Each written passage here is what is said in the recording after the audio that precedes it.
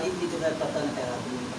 तो इसने ये बात तो बड़ा मांग लिया, लेकिन उसको निभाया नहीं। इसने सोचा कि अब मैं जो है बहुत बड़ा बन गया हूँ, कि काम क्रोध सब मैंने जीत लिए। इसने पहली चढ़ाई काशी पे कर दी शंकर जी की, गजासुर ने।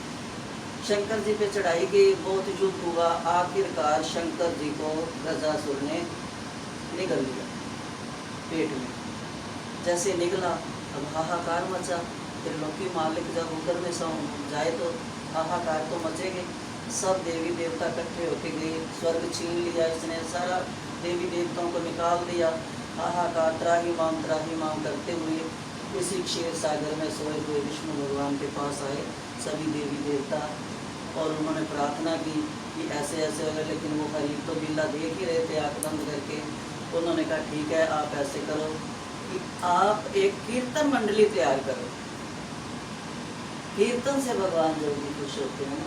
तो देखो विष्णु भगवान ने क्या किया कि मैं बनूंगा बांसुरी वादन, इंद्र को बोले कि तू नर्तकी बन, और ऐसे जो नंदी था शंकर जी का, कहते तू ऐसे नर्तकी बन, ऐसा डांस करियो। अभी भी नंदी शंकर जी खुद नाचते हैं, क्या ये गणेश जी खुद नाचते हैं।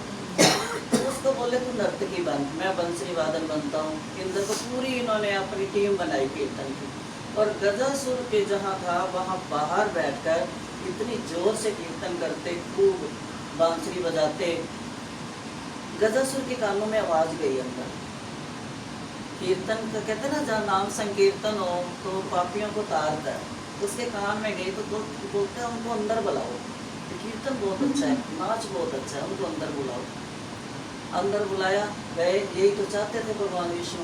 अंदर गए, जब उन्होंने बंसरी वादन किया, नृत्य किया, तो अंदर खुद शंकर भगवान बांसुरी सुन के तो वो खुद मस्ती, उनकी तो समाधि खुल जाती है ना।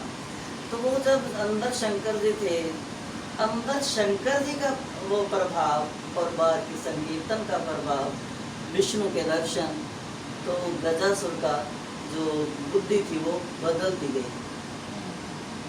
अब जब मारा उसको तो शंकर जी को निकाला, तब एक दंत नहीं, देखो अपना जो दंत टूटा हुआ था उसको फाड़ा और पेट पे मारा और शंकर जी को बाहर निकाल दिया।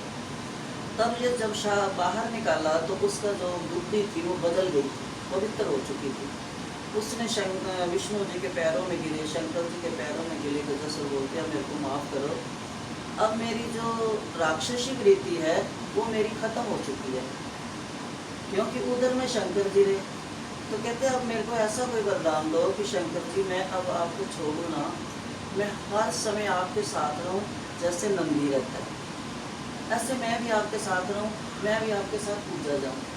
शंकर जी ने कहा तथास्तु, अब नहीं, समय आने दो, तेरे को ये पदवी भी दूंगा।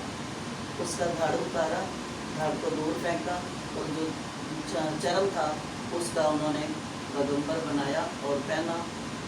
एक नाम शंकर जी का चरमंबर राजा भी है, गजराज का पहना।